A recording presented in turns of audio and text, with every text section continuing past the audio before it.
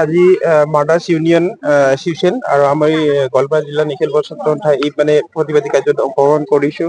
আমাৰ তামাৰা দাইনাদেৱীৰ পৰা ইয়াৰ দুধনৈলৈকে যিখিনি দুধনৈ নদী বালা খনন অবৈধভাৱে বালা খনন হৈ আছে, ইয়াৰ প্ৰতিবাদ আমি লৈছো। এই কাৰণে লৈছো যে আজি আমি দেখিবলৈ পাইছো দুধনৈ নদীখনত যি বালা খনন হৈ আছে অবৈধভাৱে, ইলিগেল ভাৱে যি চেণ্ড মাইনিং হৈ আছে, ইয়াৰ প্ৰতিবাদত আমি বাধ্য কাৰ্যসূচী ল'ব লগা হৈছে। কাৰণ আমাৰ যি পৰিৱেশ, এই পৰিৱেশটো ধ্বংস হৈ আছে, প্লাছ আমাৰ ৰাস্তা ঘাট নষ্ট হৈ আছে। আমাৰ চৰকাৰৰ গাইডলাইন মতে তেওঁলোকে যিখিনি ক্ৰাইটেৰিয়াত তেওঁলোকে বালা খনন কৰিব লগা আছিল, কিন্তু তেওঁলোকে চৰকাৰৰ গাইডলাইন একো মানা নাই।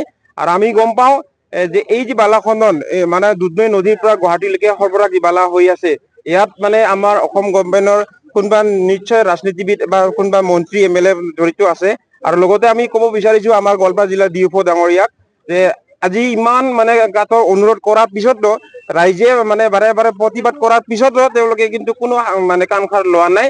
আমি গোৱালপাৰা জিলা DC ছাৰৰ তাতো গৈছো, মেমৰেণ্ডাম দিয়া হৈছে। DC ছাৰক কোৱাৰ পিছত DC ছাৰে DFOক দায়িত্ব দিয়ে, DFO দায়িত্ব দিয়াৰ পিছত সিদিনাখন আমি যোৱাৰ পিছত DFO ডাঙৰীয়াই এটাই কথা কৈছে যে আপোনালোকে মেজৰিটি দেখুৱাওক, যদি বালা খনন বন্ধ হ'ব লাগে তেতিয়াহ'লে আপোনালোকে মেজৰিটি দিয়ক। এইটো কি কথা হ'ল? মেজৰিটি কিহৰ ওপৰত কিহৰ ওপৰত? আমি তাকে প্ৰশ্ন কৰিছো যে আমি ৰাইজে কিহৰ মেজৰিটি দেখাব লাগে? আমি দেখা পাই আছো যে আমাৰ দুধনৈ নদীটো ধ্বংস হৈ আছে। দুধনৈ নদীৰ বালা খনন আমি বন্ধ কৰিব তেওঁলোকক কাটৰ আহ্বান জনাইছো। তাৰ পিছত তেওঁলোকে কয় যে বালা খনন বন্ধ হ'ব লাগে বুলি আপোনালোকে ৰাইজে মেজৰিটি দেখাওক। এইটোতো কথা নহয়। মেজৰিটি কোনটো বুজিছে, কোনটো কোনটো জনগোষ্ঠী বুজিছে? তেওঁলোকে কৈছে যে বালা খননটো বিচাৰ মেজৰিটি কিমান আৰু নিবিচাৰে মেজৰিটি কিমান। এজন প্ৰশাসনৰ দায়িত্ব থকা, DFOৰ দায়িত্ব থকা মুৰব্বীজনে যেন এনেকে কথা কয়, তেতিয়াহ'লে আমি ৰাইজে কি তেওঁলোকৰ ওপৰত কি বিশ্বাস কৰিম বা কি আস্থা ৰাখিম? তেতিয়াহ'লে ওপৰ মহলাৰ লগত জড়িত আছে নেকি এইটো? ওপৰ মহলাৰ লগত নিশ্চয় জড়িত আছে। আমি গম পাওঁ দুধনৈ নদীৰ পৰা ডেইলি 200-300 ডাম্পাৰ গুৱাহাটীলৈকে বালা সৰবৰাহ হয়। অভাৰলোডেড হয়। গভৰ্ণমেন্টৰ ক্ৰাইটেৰিয়াত যিমানখিনি লোড হ'ব লাগে তাতকে অভাৰলোড হৈ যায়। প্লাছ আমি যিখিনি গাড়ী দেখা পাওঁ যে 200খন যদি গাড়ী ওলাই তাৰে 50খন বা 60খনহে চালান থাকে, বাকী উইদাউট চালান চলি থাকে তেওঁলোকে। আৰু আমি গম পাওঁ যে দুধনৈৰ পৰা গৈ থাকোতে বকলৈকে বা গুৱাহাটীলৈকে যিমান ৰেঞ্জ অফিচ আছে বা ফৰেষ্ট অফিচ আছে, তেওঁলোকে মান্থলি এটা কিবা এটা অংশ লৈ তেওঁলোকে গাড়ীখন চলাচল কৰাৰ কাৰণে তেওঁলোকে পাৰ্মিশন দিয়ে। ইয়াতে তেনেহ'লে নিশ্চয় পৰিবহন বিভাগত জড়িত। নিশ্চয় আছে, পৰিবহন বিভাগ নিশ্চয় জড়িত আছে, ফৰেষ্ট ডিপাৰ্টমেন্ট আছে, অসমৰ কোনোবা মন্ত্ৰী আছে ইয়াতে নিশ্চয় থাকিবই লাগিব। আৰু নহ'লে আমি ইমান ৰাইজে প্ৰতিবাদ কৰা স্বত্তেও তেওঁলোকে কিয় কাণ সাৰ লোৱা নাই, যে কোনো এটা ভাল পদক্ষেপ লোৱা নাই। আমি সেইকাৰণে আজি দ্বিতীয় আমি মাৰ্ডাৰ্ছ ইউনিয়ন সন্থাৰ জৰিয়তে আজি প্ৰতিবাদ কাৰ্যসূচী লৈছো, ৰেলী লৈছো। যিমান দিনলৈকে দুধনৈ নদী বালা খনন বন্ধ নহয়, সিমান দিনলৈকে আমি প্ৰতিবাদ কৰি থাকিম।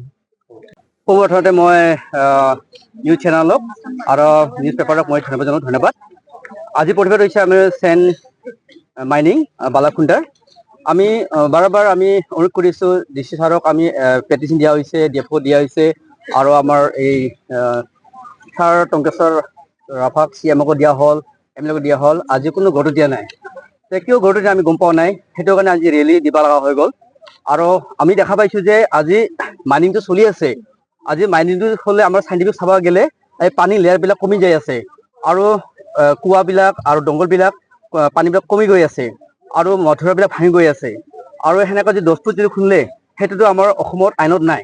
আৰু সেইটো কেনেকৈ আইনত ইহঁতে কেনেকৈ উঠাই পেলাই কেনেকৈ ইহঁতে চেণ্ড মাইনিংটো কেনেকৈ ইহঁতে উঠাব পাৰে। সেইটো কাৰণে আমি ভাবি আছোঁ যে কোনো জড়িত হাত আছে। আৰু আমি যদি সেইটো যদি চৰকাৰে, আমাৰ আইডিয়া হিচাপে আমি বৰ্তমান প্ৰুফটো পোৱা নাই। আমি যেনেকৈ পিটিশ্যন দিছোঁ, এই পিটিশ্যন হিচাপত তাহাঁতে কামটো কৰা নাই। যেনেকৈ আমি MLAক দিছোঁ, সন্দেহ কৰিছোঁ, ছাছপেক্ট কৰি আছোঁ। আমি এতিয়া আকৌ এভিডেন্স প্ৰুফটো আমি পোৱা নাই। আমি যেনেকৈ আমি টংকেশ্বৰ ছাৰক দিলোঁ, ৰাভা সিঙক দিলোঁ, তেখেতক মেমন দিয়া হ'ল, আৰু DC ছাৰকো দিয়া হ'ল। DC ছাৰ বৰ্তমান আমাৰ লগত জড়িত হৈ আছে, আমাৰ লগত বৰ্তমান ভাল হৈ আছে। তেখেতে আমাৰ ৰেলীৰ কাৰণে পাৰ্মিশ্যন দিলে, আজি আমি লৈ আহিলোঁ। আমি DC ছাৰক ধন্যবাদ জনালোঁ। DFO ছাৰক দিলোঁ, DFO ছাৰক আমি ক'লোঁ আমি অতি সোনকালে ৰেলী দিব লাগিব। এতিয়া আমি যাওঁ স্পট ইনকুৱাৰী কৰিম, আজিলৈ কৰা নাই। এতিয়া আমি সেইটো DFOক আমাৰ খুব বেয়া লাগিল। তথাপি কি কাৰণে অহা নাই, তেখেতে স্পট ইনকুৱাৰী কৰা নাই। আৰু তাহাঁতে যে NOC লৈছে, টেণ্ডাৰ লৈছে, কোনে টেণ্ডাৰ লৈছে NOC আমি নাজানো। পাব্লিক 99% ছাপৰ্ট নাই। আৰু যদি 10% কৈছে সিহঁতে কোনো পইচা খাই সিহঁতে টেণ্ডাৰ দি গ'ল। টেণ্ডাৰটো সেনেকৈ নহয়, প্ৰথম হেৰিং ল'ব লাগে, প্ৰথম 90% মানুহৰ পৰা ছাপৰ্ট ল'ব লাগে, তাৰপিছত টেণ্ডাৰ হ'ব লাগে। আৰু যদি 10% মানুহ যদি এই চাইন দিল সেইটো নহয় নহয় হেয়াৰিং কি বস্তু কোৱা দিছে হেয়াৰিং বস্তু কি গোটেই মানুহ ৰাইজক মিটিং দিয়েহে ৰাইজৰ পৰা কিবা অনুমতি ল'ব লাগছে অনুমতি কৰি সিহঁতে কি গুণ্ডামি কাম কৰিছে মাফিয়া এইবিলাক আৰে আমি দেখা পাইছো আমাৰ কামৰূপ বকো তাতে মই আছো তাতে মই আমাৰ এই মাফিয়াজনৰ নাম কি?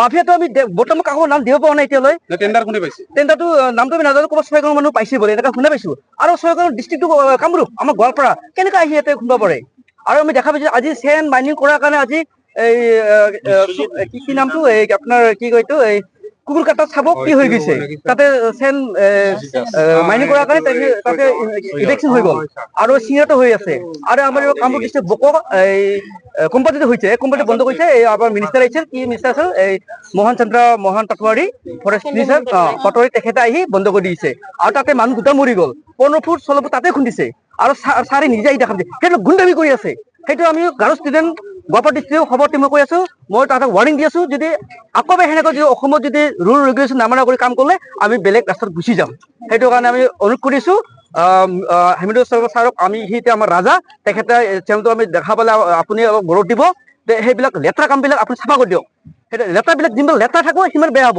আৰু পানী লেয়াৰবিলাক চাইণ্টিফিকলি চাব আমাৰ এতিয়া ষ্টেপ আছে পানীৰ ষ্টেপ আছে 1 2 3 আছে আৰু বহুত ষ্টেপ আছে ফাৰ্ষ্ট ষ্টেপ যদি চেং যদি উঠালে বা চেং উঠাই গ'লে সেই ষ্টেপ পানীটো শুকাৰ পিছত আমাৰ গছ গছনিবিলাক বেয়া হৈ যাব আৰু কথাবোৰ হ'ল মানুহবিলাক এনেকুৱা হাৰাশাস্তি পাই আছে আমাৰ ইয়াৰ ওচৰ পাজৰ মানুহ যোনবিলাক আছে এইবিলাক তাহাৰ পানীবিলাক গোটেইবোৰে গা ধুবৰ কাৰণে নোৱাৰা হৈ গৈছে তাৰ ইমান দহা হৈ গৈ আছে এটা সময়ত মানুহ মৰিব আৰু মাথো ভাঙি গৈছে আপোনালোকে চাওক আৰু যদি বিশ্বাস নকৰে আমাৰ ফৰেষ্ট মিনিষ্টাৰ আহি ইনভেষ্টিং কৰক বালি মাফিয়া এতিয়া আপোনালোকে গম পাইছে নেকি বালি মাফিয়া কোন?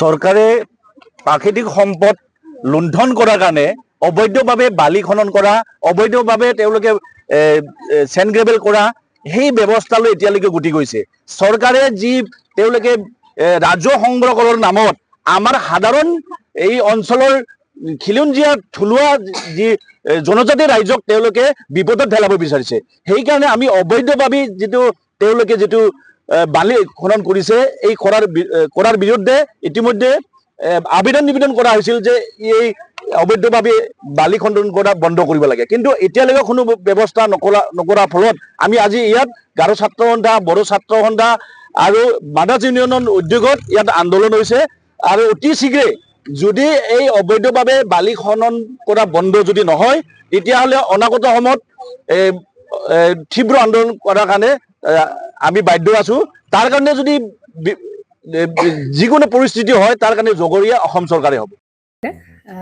জুবিন গাৰ্গৰ গীতসমূহৰ ওপৰত আধাৰিত গানে কি আনে নামৰ এটা সুন্দৰ অনুষ্ঠান আপোনালোকৰ ওচৰলৈ আহি আছে অতি শীঘ্ৰে অহা 15 আগষ্টৰ পৰা ধেমাজিৰ পৰা প্ৰথম অডিশ্যন আৰম্ভ হ'ব আৰু সেই অডিশ্যনৰ যোগেদি বিভিন্ন কণ্ঠশিল্পীসকলে যিসকলে এই অনুষ্ঠানত যোগদান কৰিব বিচাৰে তেওঁলোকে এই অডিশ্যনৰ যোগেদি আগবাঢ়ি আহক আৰু জুবিন গাৰ্গৰ বহুত ভাল লগা গান আমি সদায় শুনি আহোঁ আৰু আপোনালোকৰ যদি ভাল লগা গান থাকে জুবিন গাৰ্গৰ আপোনালোকে গাই ভাল পায় তেন্তে অডিশ্যনত যোগদান কৰক মোৰ ফালৰ পৰা আন্তৰিক শুভকামনা থাকিল এই সম্পূৰ্ণ অনুষ্ঠানটোলৈ ধন্যবাদ